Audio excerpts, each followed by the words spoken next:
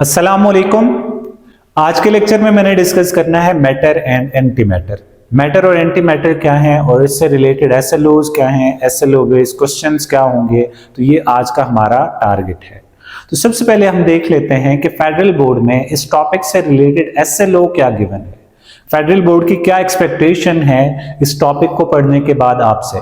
Federal board चाहेगा कि आप इस टॉपिक को पढ़ने के बाद इस काबिल हों कि आप एक्सप्लेन कर पाएं, explain that empty particle has the same mass but opposite charge to that of to the corresponding particle। के एंटी पार्टिकल का सेम मास होता है बट अपोजिट चार्ज होता है पार्टिकल के मुकाबले में। जिस पार्टिकल का एंटी पार्टिकल होगा दोनों का मास सेम होगा लेकिन उनके चार्ज क्या होंगे, एक दूसरे के अपोजिट होंगे। लेट्स सपोज अगर आपके पास कोई इलेक्ट्रॉन है, वो एक पार्टिकल है और इसका मास है 9.11 10 - 31 किलोग्राम।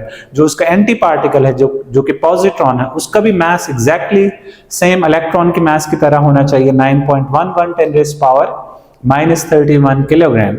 लेकिन अगर इलेक्ट्रॉन पे नेगेटिव चार्ज है तो जो पॉजिट्रॉन है, जो एंटी पार्टिकल है, उस पे कौन सा चार्ज होना चाहिए, नेगेटिव चार्ज होना चाहिए। आप इस काबिल होने चाहिए इस टॉपिक के बाद आप एक्सप्लेन कर पाए कि एंटी पार्टिकल का मास सेम होता है बट उसका कॉरेस्पॉन्डिंग पार्टिकल के मुकाबले में उसका जो चार्ज है वो क्या होगा, अपोजिट होगा। तो अब एंटी मैटर की प्रिडिक्शन कहां से आई, कौन से साइंटिस्ट थे जिन्होंने एंटी मैटर को प्रिडिक्ट किया और कौन से साइंटिस्ट थे जिन्होंने एंटी मैटर को एक्सपेरिमेंटली डिस्कवर किया या फिर उसको ऑब्जर्व किया।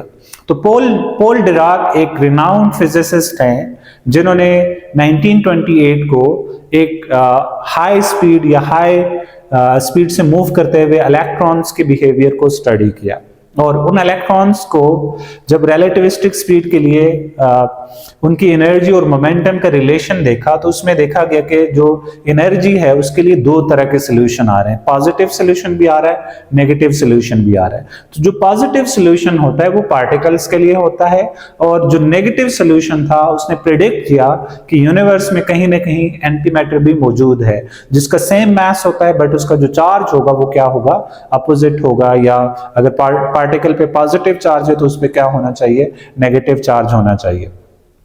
तो अब हम इसकी डिटेल को यहाँ पे देख लेते हैं और जो इसकी इंट्रोडक्शन है वो कुछ इस तरह से है कि in 1928 Paul Dirac developed an equation combining special relativity and quantum theory. उन्होंने क्या किया, स्पेशल थ्योरी और क्वांटम थ्योरी को कंबाइन किया to explain energy of electron at relativistic speed, कि वो इलेक्ट्रॉन की जो एनर्जी है उसको रिलेटिविस्टिक स्पीड से देख सके। This work led to concept of anti matter. तो इससे आपके पास क्या हुआ, इस वर्क से उसको एक कॉन्सेप्ट मिला किस चीज का, एंटी मैटर का।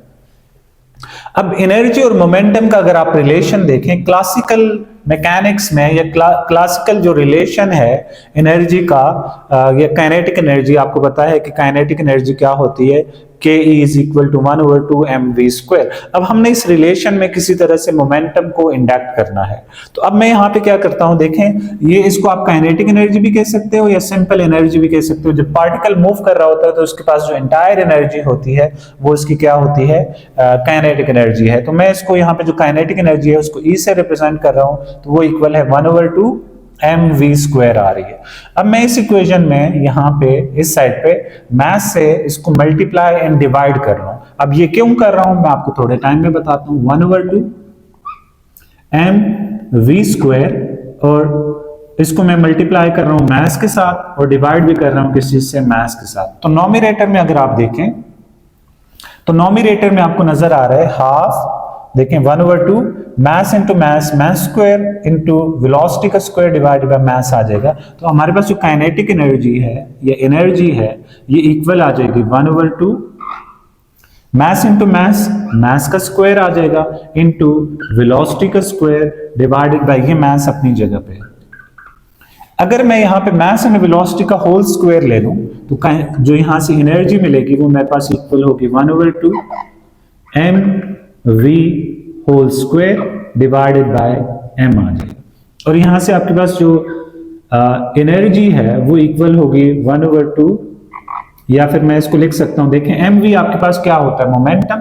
तो इसको मैं लिख सकता हूं मोमेंटम को p से रिप्रेजेंट करते हैं तो p² डिवाइडेड बाय 2n। तो ये क्या है, क्लासिकल रिलेशन है किस चीज का, एनर्जी और मोमेंटम का। ये कौन सा रिलेशन है, क्लासिकल रिलेशन है किस चीज का, एनर्जी और मोमेंटम का। और इसमें जो पार्टिकल मूव कर रहा होता है वो नॉन रिलेटिविस्टिक स्पीड से मूव कर रहा होता है। यहां पे देखें आपके पास पार्टिकल की स्पीड क्या होनी चाहिए, नॉन रिलेटिविस्टिक स्पीड होनी चाहिए। जो पॉल डिराक थे उन्होंने इसी इक्वेशन को या इसी तरह की जो रिलेशन है मोमेंटम और एनर्जी का, उसको रिलेटिविस्टिक स्पीड के लिए देखा। देखें यहां पे मैंने लिखा है कि Dirac extended this to relativistic speed using special theory या special relativity and derived the equation। तो पॉल डिराक ने क्या किया, इसी रिलेशन को किस चीज के लिए देखा, relativistic speed के लिए देखा using special relativity। और इसकी जो इक्वेशन बन रही थी, इसकी ज्यादा डिटेल यहाँ पे इसकी डेरिवेशन है नहीं, तो आप इस इक्वेशन को एज इट इज यूज कर लो। तो एनर्जी इक्वल आ रही है plus minus under root m square c power 4 plus p square c square.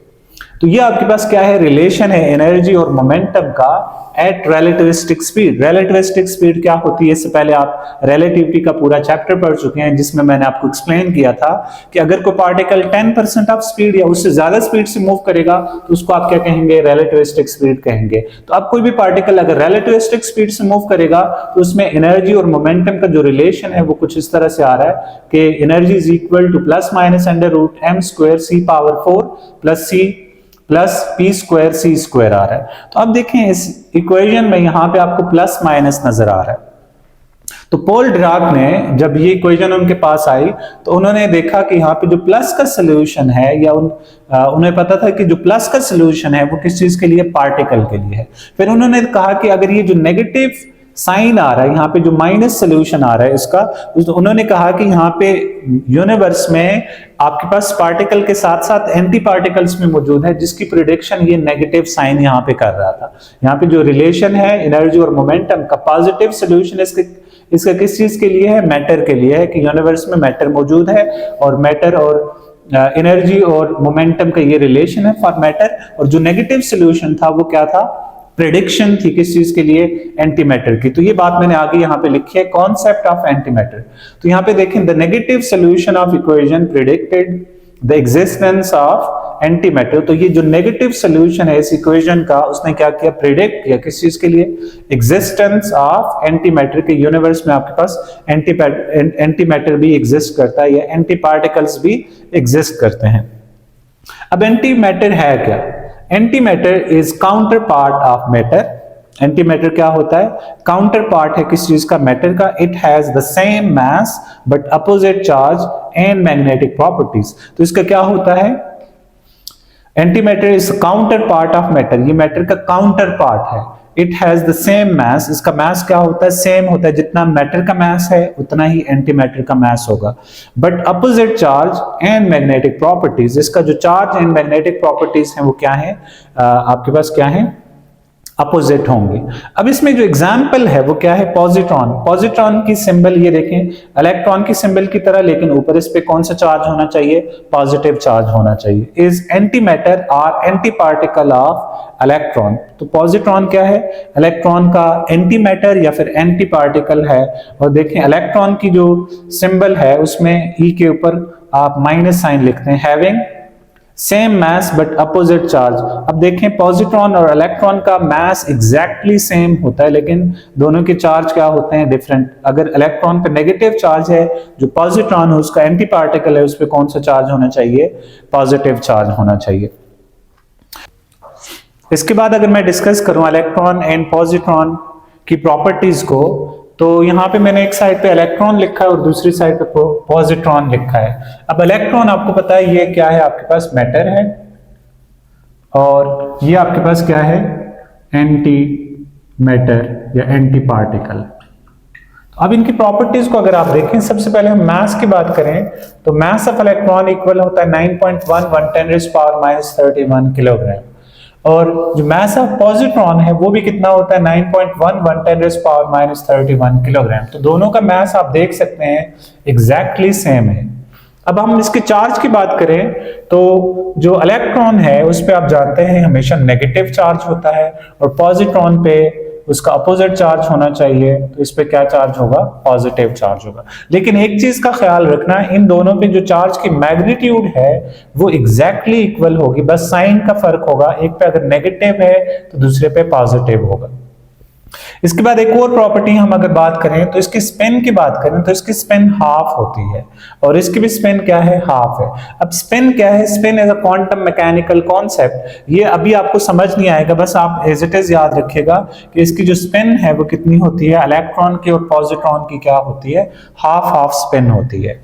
अब ये पॉजिट्रॉन को या फिर एंटी मैटर को डिस्कवर किसने किया, ये पॉल डिराक की जो मैथमेटिक्स थी वो तो थियोरेटिकल बातें थी, अब इसकी डिस्कवरी भी कभी हुई है। तो हम इसकी डिस्कवरी की बात करें तो in 1932 Carl Anderson discovered positron while studying cosmic rays. तो ये जो साइंटिस्ट थे या फिजिसिस्ट थे कार्ल एंडरसन, उन्होंने 1932 को ये पॉजिट्रॉन को क्या किया है, उसने डिस्कवर किया था। और ये कब किया था, जब वो कॉस्मिक रेज को स्टडी कर रहा था, तो वहां पे पॉजिट्रॉन की डिस्कवरी हुई है। तो अब देखें, अब इसके बाद हम अगर बात करें इलेक्ट्रॉन पॉजिट्रॉन एनर्जी डायग्राम की, कि इलेक्ट्रॉन और पॉजिट्रॉन की एनर्जी डायग्राम क्या है, तो देखिए यहाँ पे लेट्स सपोज हम वर्टिकल एक्सिस पे यहाँ पे एनर्जी रख लेते हैं, यहां से ऊपर एनर्जी पॉजिटिव है, यहां से एनर्जी डाउनवर्ड क्या होगी, नेगेटिव एनर्जी होगी। तो अब अगर आप देखें तो इसमें ये जो पॉजिटिव कोन नजर आ रही है, पॉजिटिव एनर्जी को रिप्रेजेंट कर रही है।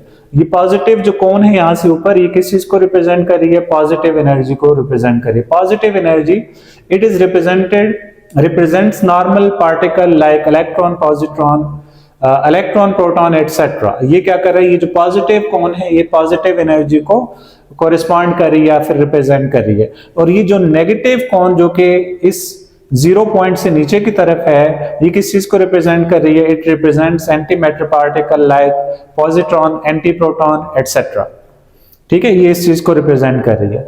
अब एक चीज का ख्याल रखिएगा, ये जब पार्टिकल और एंटी पार्टिकल आपस में मिलते हैं तो वहां पे उनकी एनाइलेशन होती है, वो वापस एनर्जी में कन्वर्ट होते हैं। If a particle and corresponding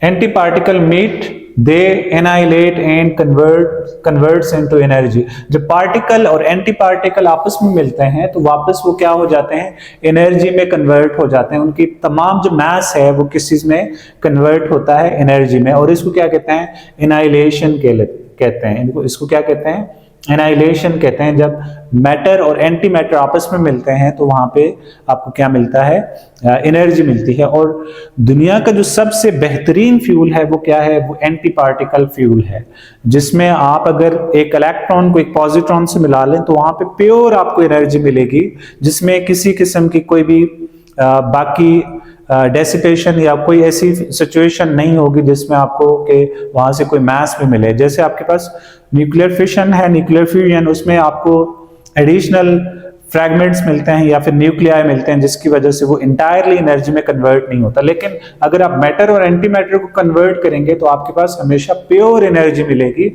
और ये जो एनर्जी है ये यूनिवर्स का सबसे बेहतरीन फ्यूल माना जाता है। लेकिन ये जो फ्यूल है ये सबसे एक्सपेंसिव फ्यूल भी है। अगर आप 1 ग्राम ऑफ एंटी मैटर बनाना चाहें तो आपको सम 60+ ट्रिलियंस ऑफ डॉलर्स का इस्तेमाल या यूज करना पड़ेगा for 1 gram of anti matter. तो यहाँ पे अगर आप इसको कन्वर्ट करते हैं एनर्जी में तो आपको प्योर यहाँ पे 2 टाइम mc² या फिर m0c² एनर्जी मिलेगी, where m is mass of particle और एंटी पार्टिकल। तो ये इंटायरली एनर्जी में कन्वर्ट हो जाएगा। और इस फिनोमेना को क्या कहा जाता है, एनाइलेशन या पेयर एनाइलेशन कहा जाता है। अब इसके बाद मैं यहाँ पे एक SLO बेस्ड क्वेश्चन में डिस्कस करना चाहूंगा। क्वेश्चन क्या है, what is role of anti matter in medical diagnostic technique. कि मेडिकल की जो डायग्नोस्टिक जो टेक्निक है जिसमें आप किसी भी बीमारी का पता चलाते हैं, डायग्नोस्टिक टेक्निक के अंदर आप एंटी मैटर को कैसे यूज कर सकते हैं। तो इसका आंसर देखें, बाय द वे आपकी बुक में फॉर योर इंफॉर्मेशन करके ये बात लिखी हुई भी है। तो उसमें से मैंने कुछ पॉइंट्स यहाँ पे लिखे हैं। Positron are use in positron emission topography. जो पॉजिट्रॉन है उसको यूज किया जाता है किस चीज में, पॉजिट्रॉन इमिशन टोपोग्राफी, जिसको शॉर्ट फॉर्म में पैट स्कैन भी कहा जाता है, to create image of internal parts of bodies. ठीक है, तो ये जो पेट स्कैन है इसका इस्तेमाल किया जाता है to create image of internal part, अंदरूनी जो अज़ा हैं जिनकी इमेजिंग के लिए इसको यूज किया जाता है, जैसे हार्ट है या ब्रेन है, उसकी इमेजिंग के लिए पेट स्कैन या फिर पॉजिट्रॉन इमिशन टोपोग्राफी का यूज किया जाता है। In this process positron are emitted and they collide with electron and convert into energy। तो यहाँ पे इस प्रोसेस के अंदर क्या बनाए जाते हैं, पॉजिट्रॉन को इमिट कराया जाता है किसी भी ऐसे मटेरियल से जो कि रेडियो एक्टिव हो। जैसे आपके पास बीटा पार्टिकल है, बीटा प्लस पार्टिकल जो होता है वो आपके पास पॉजिट्रॉन है, तो पॉजिट्रॉन को इमिट कराया जाता है और इसका कोलिजन कराया जाता है किसी चीज से इलेक्ट्रॉन के साथ, तो ये कन्वर्ट होता है किस चीज में, इनटू एनर्जी, जिसको हमने एनाइलेशन कहा था। एनाइलेशन के प्रोसेस में यहाँ पे एनर्जी इमिट होती है। और एक scanner detects this photon, photon से मतलब ये एनर्जी है, ठीक है, फोटोन से मतलब यहाँ पे क्या है, एनर्जी को वो स्कैनर क्या करेगा, डिटेक्ट करेगा, with which the image of inner body is obtained, और उसकी मदद से आप इनर बॉडी की इमेज को हासिल कर सकते हैं। PET scan is used for heart and brain imaging. तो पेट स्कैन का इस्तेमाल किया जाता है कहाँ पे, हार्ट और ब्रेन की इमेजिंग के लिए इस्तेमाल किया जाता है। होप सो आपको ये लेक्चर पसंद आया होगा। अगले लेक्चर तक अल्लाह हाफिज।